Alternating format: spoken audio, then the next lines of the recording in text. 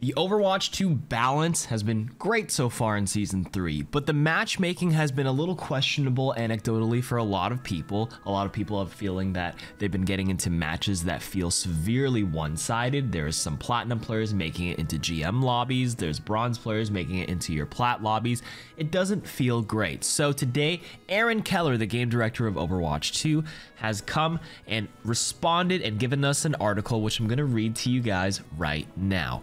A few weeks ago, this is Aaron by the way, we published the first in the series of updates on the game. It's crazy how much has happened since then. We launched Season 3, announced the collab with One Punch Man, and I'm dating Genji.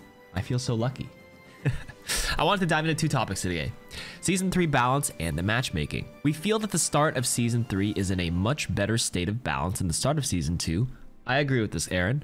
We hear from players that the balance is the best it's been since the launch of Overwatch 2, while the game feels fresh based on all the changes made. Also agree. It's been great watching that discussion, and to foster it, I like to give a little bit more details and a little bit less commentary. Ooh, actual juice in an article. Okay, let's look at the support role first. On the positive side, most supports are viable in nearly every skill tier. I agree. Brig has really popped this season and has the highest win rate for nearly all skill tiers except for top 500, where actually Zen takes the lead, with both averaging out to a nearly 55% win rate. And on the other end of the spectrum are Kiriko and Moira at 45%. Now that is interesting. This goes to show that heroes with the highest win rates aren't always the heroes that are played the most. When we actually look at what is being played, the top supports right now are Ana, Kiriko, and Mercy for nearly all skill tiers until Silver and Bronze, where Moira becomes picked quite a lot.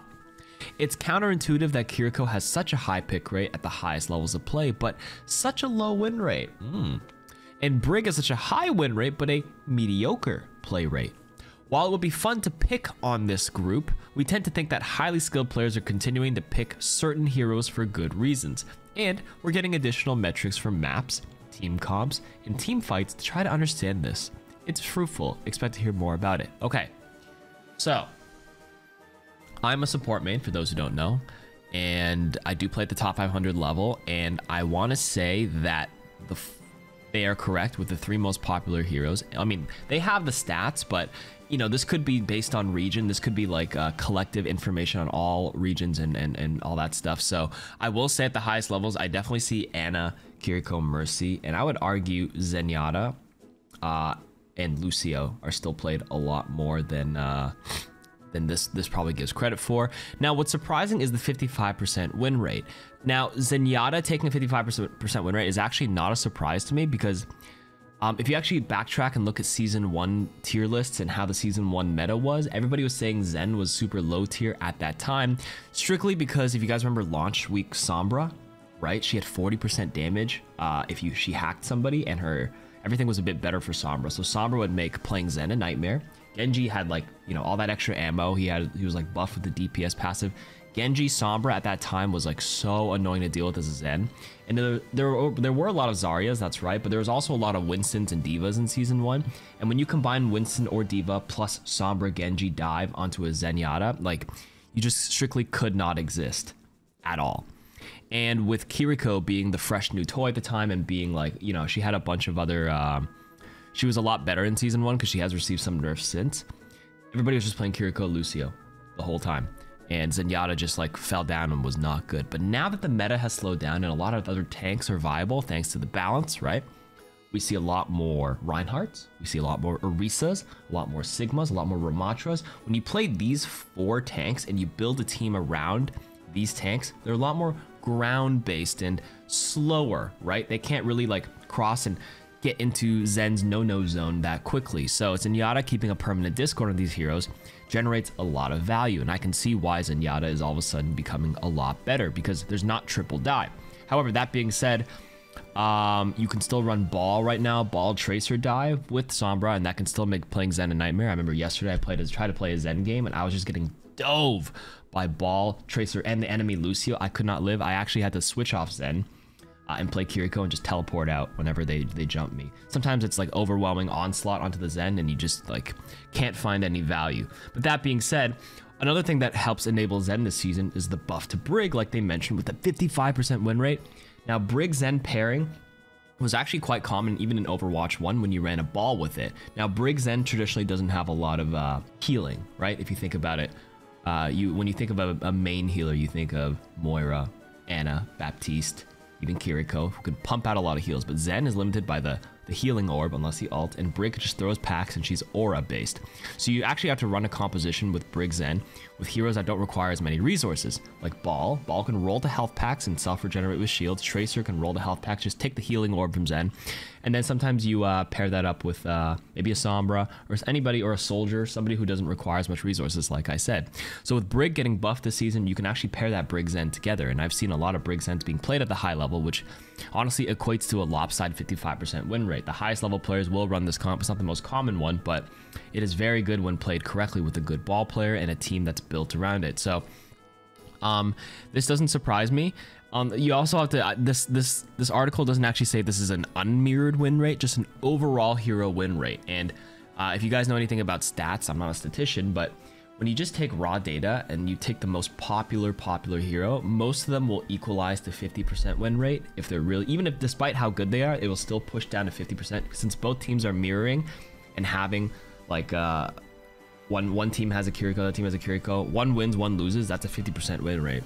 You actually have to see the stats on what an unmirrored win rate is. So like, where Zen and Brig are now pushing out to 55% win rate, it's probably because they're being picked in unmirrored matchups a lot more frequently than the other popular supports. Like I said, it's Ana, Kiriko, Mercy being the most common, with Zen and Brig being the least common. So they're getting played into unmirrored matchups, which might have a lopsided win rate. We've had articles in the past where they said this is why, even though like Symmetra was regarded as bad or whatever, she was only picked in very unmirrored situations, very niche situations that favored her, like King of the Hill, so that she would have like a 57% win rate on a lot of games. And they're like, why would we need a balanced stat Symmetra when she's a 57% win rate? Well, the stats don't tell everything, so it's good to look at all the context.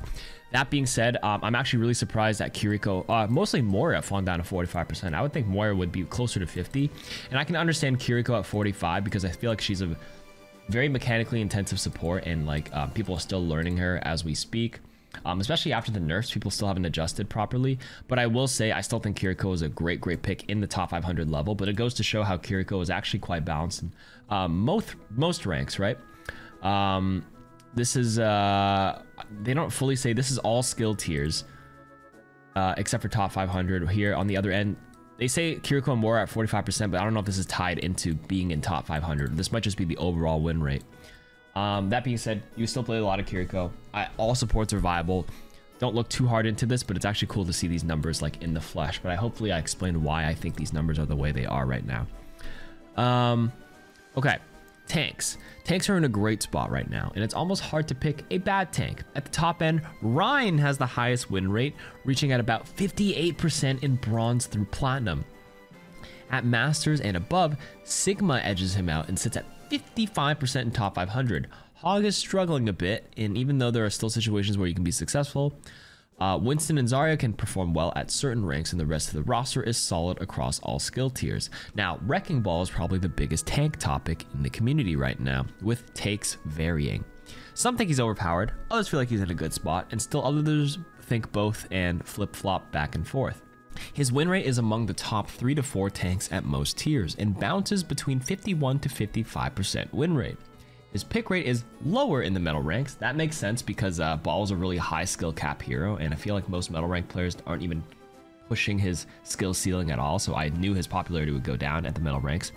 But yeah, they said his pick rate is lower in the metal ranks, increasing as player skill rises. By top 500, he is far and away the most picked tank. We think that this has enabled other heroes to stand out in the current meta along with Wrecking Ball, but we're keeping an eye on him and want to make sure that players don't get fatigued by seeing too much of the little guy. So you can see, like, even though Wrecking Ball is the most popular in top 500, he has a 51 to 55%, which is above 50%, which is actually really good. These ball buffs are really good for him. I'm on the, like, with people's varying opinions, I think he's probably a little too good because players in top 500 are just pushing the envelope with him. They know this double boop tech. They can do the blender tech. And the mind arming thing was probably the biggest change for him, more than anything, in my opinion, and the faster pile drive.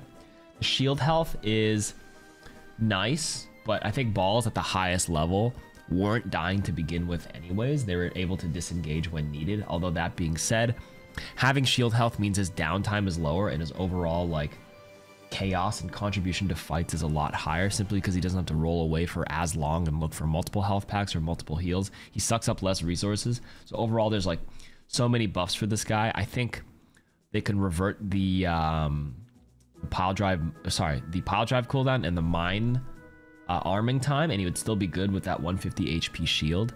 Strictly again because of that downtime and like the less resources and the amount of time he can just like leave and re-enter fights. But they're keeping an eye on him. That's my take on Wrecking Ball, and it feels like most other tanks are pretty good. Ryan being at 58% is fine at in those bronze things. He's not that problematic at high levels, and I enjoy Ryan metas. He's very counterable. He has very significant weaknesses. I would say Ryan has more weaknesses than Ball. Now you can say you can discord Ball or sleep him, but the sleep means you have to like, the onus is on sleeping the Ball. It's a single skill shot versus Ryan where like you can attack his weakness, which is like shield pressure. It's hard to miss his big shield as Hanzo. Even if you have terrible aim, you can just spam a shield or whatever. But for, you know, the Wrecking Ball pile driving in, there's so much pressure on the Ana to land that sleep. If you play Zen into him and you need to discord him, you need to have the right protection for the Zen so he doesn't just get like absolutely melted. Ball will just survive. So I think Ball needs to be touched. Ryan is okay. And all other tanks are good. And then even though Sigma is 55% in top 500, I think Sig is fine as well. I enjoy Sigma. And Sigma is probably really high because nobody shoots his damn shield. Especially people run like support lineups like KarQ Mercy or KarQ Ana. There's no shield pressure. And I'm trying to start a new movement with called the Baptiste arc, where you play Baptiste and you shoot the shields. You shoot the Ryan shield, you shoot the Sigma shield, and Bap fits with Ryan as well on your own team. I'm like playing so much Baptiste this season. I'm having a great time with him. I think he's severely underrated. They didn't talk much about BAP earlier, but play BAP and watch my BAP gameplay on this channel. Okay, there have also been some big swings in the damage roll. There are two stories here. From a numbers perspective, DPS feels fairly balanced across the board, and Season 3 has been called the Season of Hitscan by many of you, or possibly the Season of Cassidy. Changes to Sojourn, as well as buffs to a few other characters, have opened a new set of heroes for people to play. Cassidy, Pharah, Widowmaker, and Tracer have all risen in playtime. In fact, Cassidy is the most picked hero by a large or huge margin at all ranks, except for top 500, where he's tied with Tracer, and he continues to move up. Around 30% of matches have a Cassidy on both sides, and besides Symmetra, it's harder to talk about the most powerful heroes for DPS at middle to higher ranks. The band that most damage heroes fall within is between a 47 to 53% win rate. Pharah, Widow, Tracer, and Sim hover around the top, but things shift around almost daily. At low ranks, the top heroes by win rates are Sim and Torb. That's to be expected. It's always Symmetra and Torbjorn. In fact, Symmetra typically has the highest win rate in the game for all roles at all ranks except Masters and above. Sombra, at the low end of power, did have a significant lift this season as a win rate of around 46% at Diamond and above. So that's interesting. I always knew Symmetra and Torb. They're heroes that kind of play themselves, and especially at metal ranks, like these heroes just get so much inherent value by just simply existing, throwing those turrets, sentry turrets, or the Torb turret, extra player. The high win rate there is fine, doesn't make them imbalance. It's just like a skill issue for most people. And then they do say the win rates taper off. And it's Symmetra and Torb are typically not just like picked in every maps, unlike Cassidy and Tracer. These are more like niche picks. It's like, okay, if I'm losing, I'll play Torb. Or Symmetra players who are like just Symmetra one tricks, they'll play them on control maps. Sorry, excuse me, non-Symmetra one tricks will play them on the maps that favor them. Same with Torbjorn. Play them in the situations that favor them, but then there's like heroes that just can have a one-size-fit-all, which is Cass and Tracer for the most part. So their win rate gets put between that average band, but they are rising up. And I knew this was going to happen with Cass and Tracer being at the top. People are always doubting my tier lists, being like, why do you think Cass is all of a sudden so good? Like, your tier list sucks in the comments. But literally, my tier list last week on the main channel, I think I was right on the money, calling Sigma, Ball, really good, Cassidy, Tracer, Widow at the top. The only one surprising is Pharah being a lot better than I gave her credit for on my tier list, but other than that, I feel like it's mostly accurate. You can check that tier list on the main channel, Season 3 hero tier list. But DPS stuff, I agree. I still get really annoyed with one-shots. I think Widowmaker, even with her nerf at 175 HP, like she can get jumped on, that's true, but it doesn't change the fact that it's so frustrating to just get railed as a support player, especially. Like, they just tell me not to peek, but then I also just like can't do anything on my team to contribute meaningfully.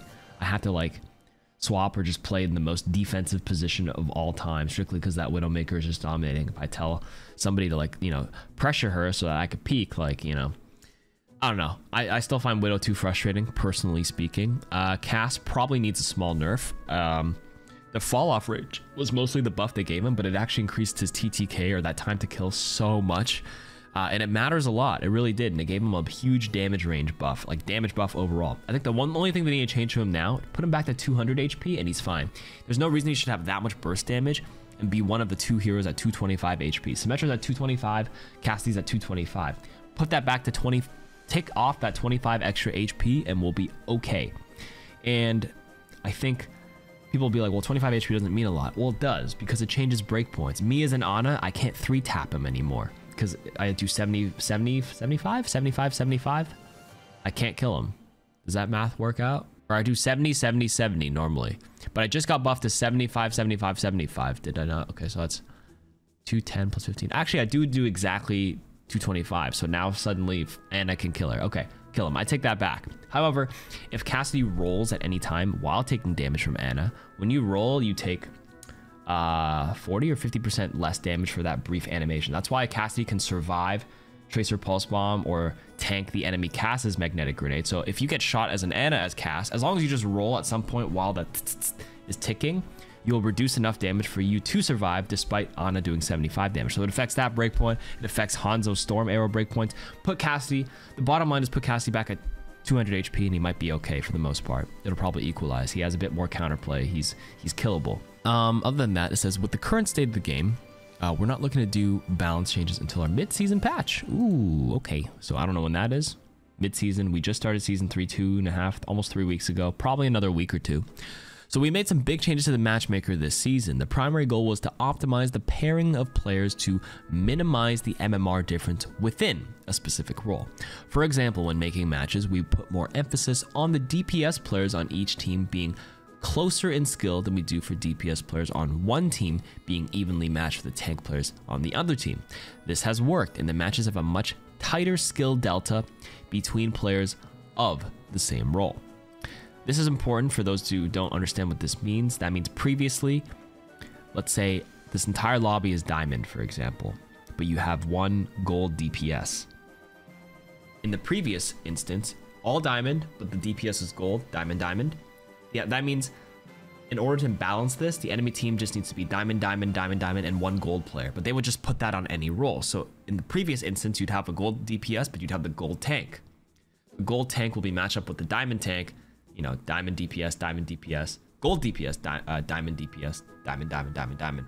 So sometimes we would have a bit more disparity because some roles feel like they have more impact than others. It feels like the tank might have the biggest impact, and because the diamond tank is a lot better than the gold tank and they take a lot more space, sometimes that diamond DPS versus the gold DPS will not be able to offset it. So they try to just match 1-to-1. If there's a gold player on the team and the rest is diamond, it'll try to do it on the same role on the other team. They're saying that has been working. That's fine. And I agree with this.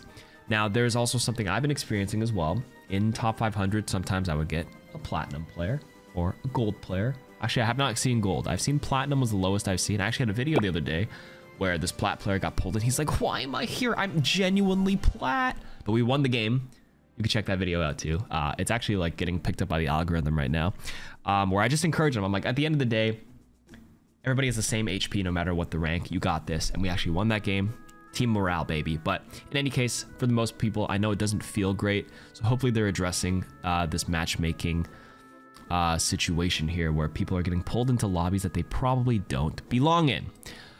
That being said, when I had that plat player on my team, the enemy team also had a plat DPS. So that's why I think it was okay that I had a plat DPS. It's easy to scapegoat and be like, I had a plat DPS, it's unwinnable. But the enemy team also did have one too. They just didn't announce it in the chat. In all chat, excuse me. So they say the role delta has worked. There have also been other positive effects to these changes. In ranked, queue times have dropped, which is true, dude. I'm getting like 2-minute queues, 1-minute queues, and that's great. And for high skill matches, they've dropped significantly. Average match quality has also risen across the board. This is a bit more anecdotal. Most people are saying the opposite with match quality. I sort of agree. I still don't think a platinum or player or even a diamond player should be playing in a top 500 or grandmaster lobby. At worst, low masters. Like, you should not be pulling at least 2 divisions apart. So if you're a gold player, you can see a platinum player, you can see a silver player, but perhaps you should not be able to see a diamond. Unless you're like plat 1, then maybe like the stretch should be like 6 or 7 divisions. So if you're plat 1, the highest you can see is diamond 4. And the lowest you should see at plat 1 would be gold 4. Gold 2, excuse me. If that makes any sense. But that is the front-facing rank. That is not your MMR. So there's a lot of confusion with this for people who don't understand this. But that's another story. Okay, match quality has risen across the board. Press X to doubt. Also, matches with longer queue times are typically of a higher quality now than they were previously. Okay, comparatively speaking, true. Previously, the longer a player waited, the looser our restrictions on the skill difference could potentially be. That is still true, but the range should be a bit more condensed. That's fine. If you're queuing for 15 minutes, it's gonna just like expand the parameters. That goes for any game. However, there have been some downsides to these changes, some of them unforeseen. Queue times have risen in unranked for a bit, interesting, and for groups with large skill differentials, they've risen quite a bit. We've made changes here, and queue times for unranked are already moving lower. We also heard from players that they're experiencing large win-loss streaks in-game. To be clear, we don't try to cause or prevent streaks based on an ideal win rate for players. We are studying these reports and we'll share more information when we get it. Yeah, this whole like winner's queue and loser's queue, I say it as a meme sometimes, but I know it doesn't actually exist. It's such a copium thing. I'm on a big losing streak, I'm in loser's queue. That's just copium. You just suck, bro. Or you're just tilted. Get good. And I'm on a big win streak, I'm in winner's queue. That's just a disparity. Like, just get good, chat. Get good, YouTube audience. But jokes aside, I'm not trying to downplay your experience. I'm sure you are experiencing big win streaks, losing streaks. So am I. But at the end of the day, it's ebb and flow. You will always regress to the mean at the end of the day. I also went on a losing streak the past couple of days, but yesterday I won a lot more games back. Not necessarily in a row, per se, but everybody experiences something different. I've pretty much stayed the same rank at the end of this, so I can only speak from my experience. I'm trying to listen to what you guys are saying, and I do understand that you are experiencing this, but remember, ebbs and flows, regression to the mean. And even though you're down, like, you know, 6 ranks, you're probably like tilting, and then you find the human brain tends to find a scapegoat, and you might blame this as a reason for your loss. But I've always said comparison to like trying to compare your performance to anything else other than yourself will just make you bitter, right? Like finding a scapegoat, thinking it's this loser's queue, matchmaking bad, blah, blah, blah. You're just gonna get bitter. But the only way you can get better, so instead of being bitter, you want to get better by just comparing your own play. You just play your best and let the rank take care of itself. That's how I run my mindset whenever I play video games like this, competitive games. It's worked wonders for me, which is why I don't necessarily tilt so much. There's other things in life I can get mad or annoyed at. It's out of my control. I just play my best and try to improve each game. That'll make me better, not bitter. The issue with what we're hearing with most of our players is encountering people from vastly different skill levels in their ranked games. Ooh, that's what I was about to say. Prior to Season 3, the worst 5% of Grandmaster level matches would have players 7 divisions apart. Interesting. The equivalent of Gold 3 to Silver 5. When we initially shipped 2.3, I guess that's Season 2, third patch, this leaped to 12 divisions apart or greater. We have made numerous changes since, and then we're making changes almost daily, and this has now been reduced to 9. We have additional changes planned for this mid-season patch that should improve further. So 9 would mean I'm GM1 in top 500, which means 9 divisions would be masters, low masters, like masters 4, masters 5, and that's fine with me. But 12, yeah, getting a diamond 1 or 2 in the game would feel kind of bad. As long as the other team had a diamond, I was fine with it, which is what they're saying was happening. So some people think it's just a one-sided thing. Generally speaking, it should be working where the other team does have a matched. So yeah, that is very surprising here. I'm glad they've reduced it to 9. I think they should just keep it at 7. I don't think they should have it any higher than 7, but that's just my opinion. And that's all. I appreciate the transparency from Aaron Keller and the team. Hopefully I helped elaborate and expand on some points on this article. Let me know what you guys think about this whole matchmaking thing in Season 3, and I'll talk to you guys another time. KarQ out.